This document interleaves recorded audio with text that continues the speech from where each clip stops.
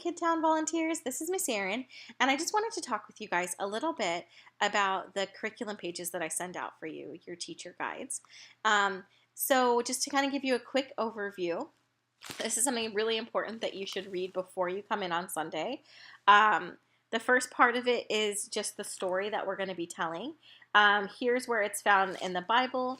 Here's the script that the Gospel Project uses.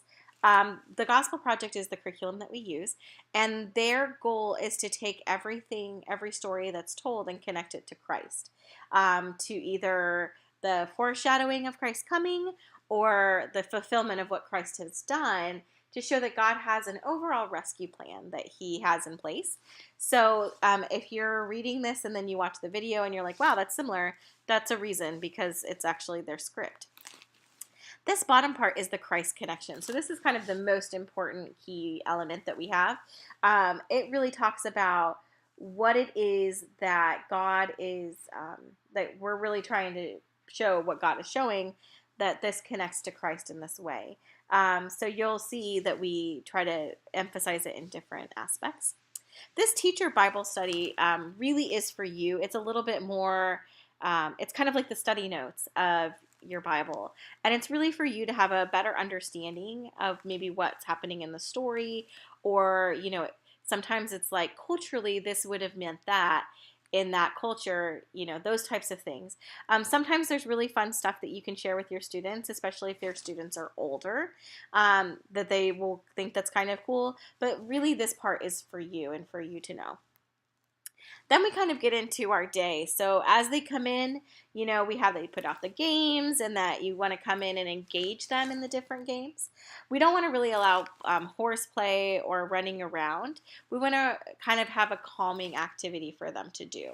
So something that I do all the time is if they're running around and things are crazy, I'll pick out a game and be like, all right, who's ready to lose at this game?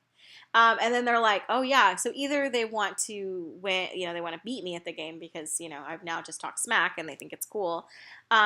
Or they want to see if whoever's playing me is going to beat me, and then they'll want to. And so you just try to engage them in different activities. Or, if you have the younger kids, usually they're not as interested in those things. So you can be like, hey, so I want to build a pizza with the Play-Doh. Who's with me? And so you kind of get them and engage in talking with them in those things. Or you can say, so I got these Legos here, and I'm going to see if I can build the tallest tower. Whatever it is, you just want to kind of engage them in the different activities. It's important to kind of get them engaged with each other. It's important as a new student comes in for you to kind of engage them into an activity with other students. It's really, really good. And so this is great for the assistants to be doing, as the leads should be kind of greeting parents and those types of things. Then you have our opening activity. That is really about so at about 11:05, you'll start that. And that is really just like, hey, this is the opening of our story, and this is going to be kind of like what we're going to be doing. It's kind of the setting the stage. Then each group has a different thing that they should be doing during big group time or on their way to big group time. So in this section, I just kind of write, hey, this is what I really need you guys to do. The kindergarten first grade, ask them to bring the drum roll box as they come down. During big group time, it's really important that you sit with your students, especially those who might have a hard time listening, or those who might have a hard time keeping attention or engaging. You want to kind of sit with them and amongst them. Sitting in the back does nothing for them. So kind of sit with your class. I know it might be hard, you're like, I don't want to sit on the floor. It's okay. Everyone can sit on the floor. If you need, you guys can grab a little beanbag chair or something and sit on the side, but like the smaller ones. But I would really encourage you to sit with your students. It's kind of really important.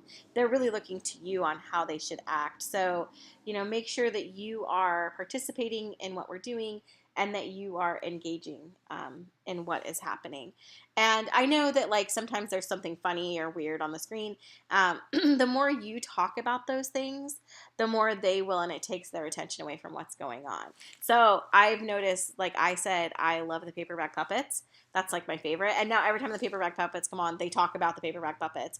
So just, or the guy who does the motions now in our worship, they're like, oh, this guy again, and I have a lot of things to say about him. I think it's kind of funny, but I do think he does an amazing job. So let's just make sure that we kind of keep our comments to ourselves.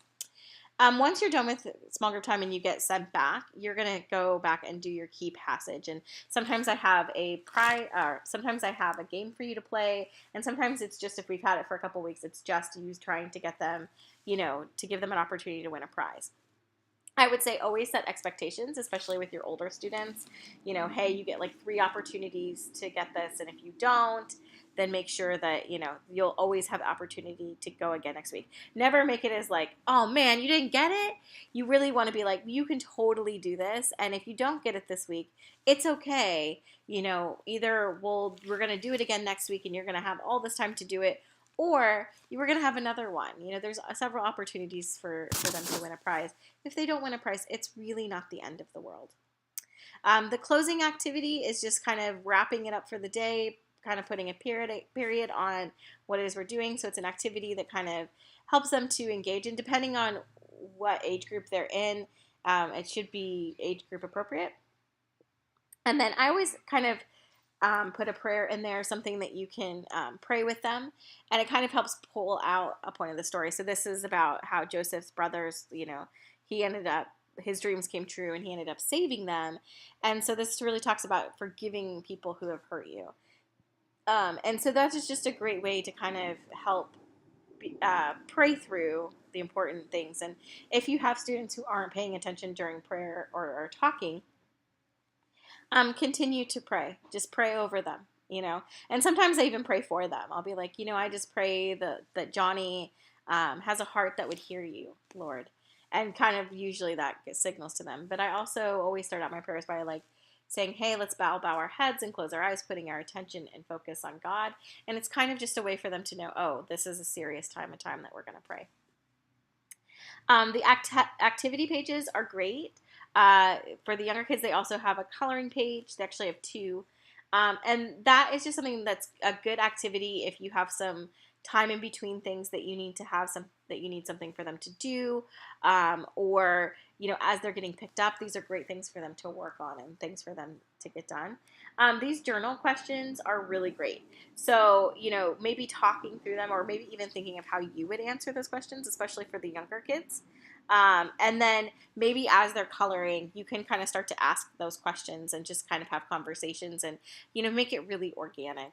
Make sure that the kids are sent home with their activity pages, so that way that they have the memory verse that they can take home, and that way their parents know what they learned and they can continue that learning at home. As kids are being picked up, like the memory verse should stop, because I don't want kids going out in the hallway and getting prizes. If they can't go out to go get a drink of water or to go to the bathroom, it's kind of, there's so much chaos in the hallway, I don't know who's been picked up and who hasn't, so I really would, unless it's like a severe emergency. So I always say to kids, on a scale from 1 to 10, 1 being like, I can hold it, for like an hour, to 10, I'm going to pee my pants right this moment, like, where are you at? So really try to like put it on them to make a decision of like, is this a good time to go to the restroom? And then I would say, you should maybe have an assistant walk down there with them. The kids are allowed to go to the bathroom by themselves most other times, but we just don't want them to be released. Make sure that their numbers match their tags and that you leave their name tag on them. They'll put it on the sticker ball as they leave. Before you leave, I always have just like things that, just to check, make sure that you do. We always want to make sure that we are leaving a place better than we found it. So make sure that you do that. I also have the Gospel God's Plan for Me, just to give you some verbiage and some things of how we do this. And, you've had some training on that. And if you haven't gotten to see that training, just let me know and I can get you some more. This kind of goes over our bathroom policy and our prizes policy. With the bathroom, they can go to the bathroom. We lock them down. And so there's a floor coordinator who's in the hallway who makes sure that there's no one in the bathroom and that the kids aren't running wild. So just they're allowed to send them to the bathroom, and you're allowed to send them out in the hallway with their quarters to get their prizes.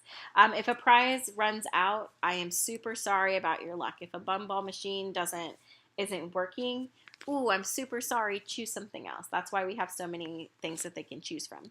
So I hope this was helpful to you. And thank you so much again for serving. We really couldn't do this without you.